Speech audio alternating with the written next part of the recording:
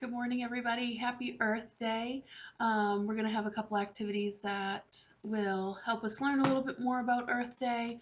And I know that with Mr. Robinson, you've also started a project. I can't wait to see them on Friday. I will be on the panel of judges, so I can't wait to see what you guys come up with. We are on day 16 of our read aloud. We know that Mr. Terupt is still in the hospital, and the kids are kind of taking turns visiting him there and having different experiences while there. Starting with Luke today. I didn't think it would be as difficult going to see Mr. Terupt the second time. I knew what to expect. I was wrong. Seeing Mr. Terupt in that bed again wasn't any easier. I thought he would look better. I thought he was improving, but he looked the same. Still just lying there in his bed, surrounded by the same beeps and tubes and monitors and noises from the hall. It was all just the same. I felt the lump in my throat growing. Mom's hand touched my shoulder. She saw it happening, too. I stood at the side of my teacher's bed in a state of disbelief, feeling helpless. Then the doctor walked in. At least I figured he was the doctor. He had salt and pepper hair, a white coat, and a smart face. He nodded to us and then moved toward Mr. Terupt. He checked some numbers and fluids, pulled back Mr. Turp's eyelids to look at his pupils with his penlight, and then started to leave. Wait, I said, wait. He stopped and turned around. Are you Mr. Turp's doctor? I asked. Yes, I'm Dr. Wilkins, one of the physicians. Is Mr. Turp going to get better? I saw him take a deep breath. He looked at my mother first, then me. I don't know, son. What's wrong with him? He's in a coma, but what's wrong with him? Dr. Wilkins pulled some chairs over for all of us to sit in. He sat across from me. Mr. Turp did a lot of wrestling while growing up, and even into college, he started to explain. It turns out he had to give it up because he suffered multiple concussions along the way. These concussions have weakened his brain in certain regions. The snowball that was thrown hit one of those weaker areas, the temporal region, to be exact, and it cracked his skull. Dr. Wilkins looked very sorry as he said this. I don't know if he expected questions, but I had them. Does that mean Mr. Turp wouldn't be in a coma if he hadn't suffered the multiple concussions? I asked. I can't say for sure, but probably not. What do you know now? Just wait. Dr. Williams took another. What do you know now? Just wait. Wilkins took another big breath. I got the sense that there was more to the equation, more bad news or news he was hoping not to share. He glanced at my mother, who nodded, giving him the okay to explain. I didn't want a sugar-coated report. I wanted the facts, and my mom knew that.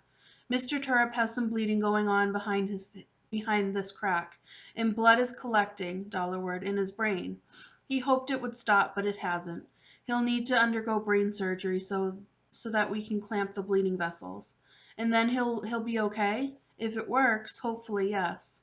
I heard the word if loud and clear. And if it doesn't, I said. Brain surgery is risky. There's always a chance that patients won't recover. You mean die, I said. Mom put her arm around me. What's your name, son? Luke. Yes, Luke. Your teacher could die during or as a result of the surgery, but I'm going to do my very best not to let that happen. I got up and stood by Mr. Turrup's bed. I looked at him. Dr. Wilkins got up and stood next to me. He's a pretty special teacher, isn't he? The doc said. I could only nod. Speaking would have made me cry like a baby. I'll do my best, Luke. That much I can promise. He squeezed my shoulder and left the room. Brain surgery, I thought.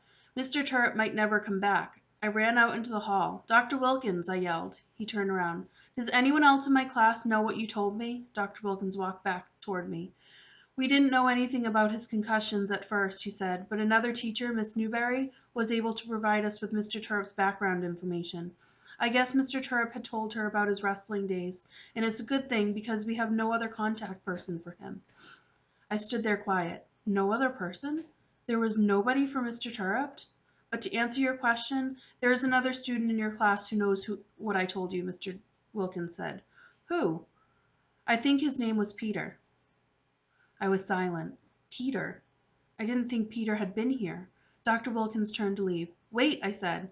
Does Peter know about the concussions or just the brain surgery is next? Just about the brain surgery. Why do you ask? Because Peter threw the snowball.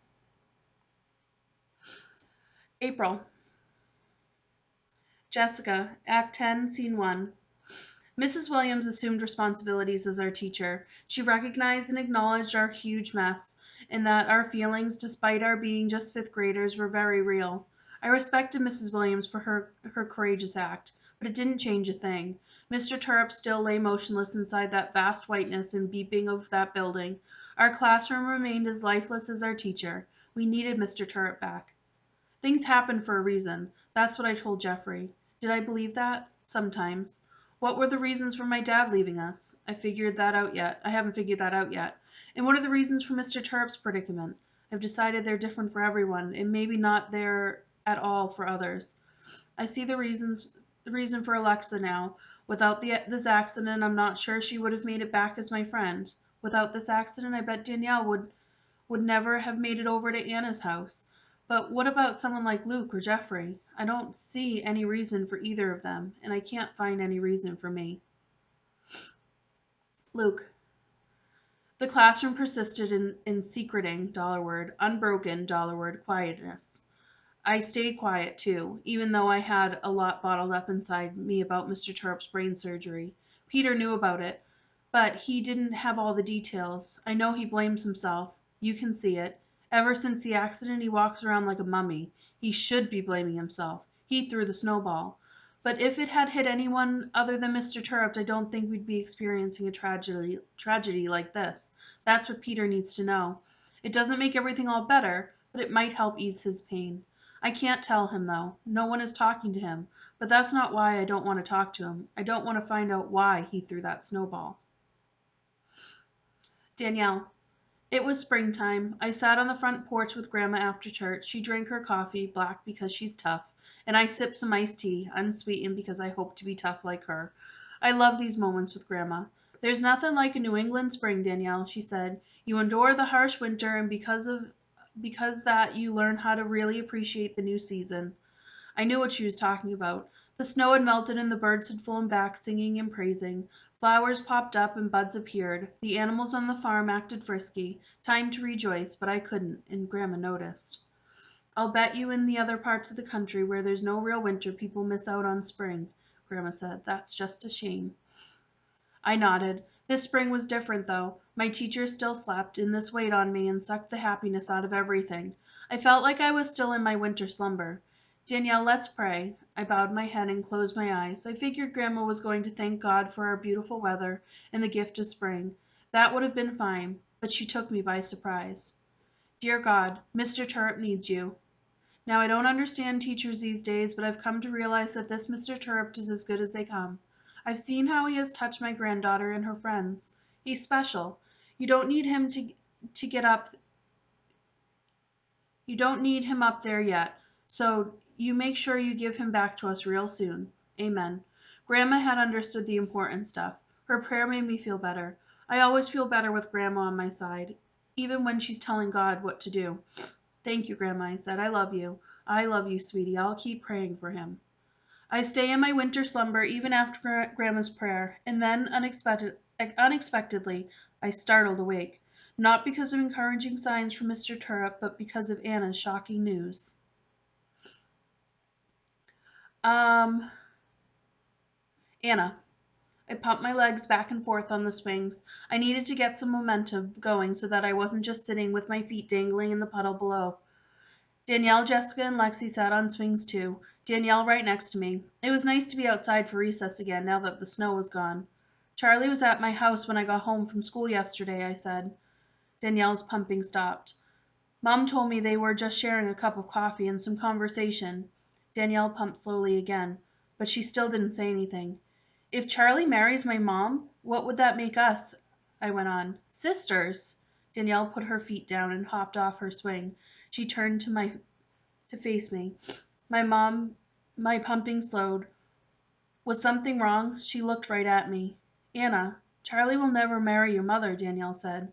My family would never allow it. I stopped my swing. Jessica and Lexi stopped theirs too. Why? I asked. My family, Danielle started to say, then her chin and voice lowered. My family doesn't approve of your mother. I felt like I just got run over by Charlie's red truck. My whole body grew weak. But my mom's a good person, I said. I know, Danielle said. She scuffed the mud with her foot. But it's not that easy. If it weren't for Mr. Turp's accident, I don't think I would have ever been allowed to go over to your house.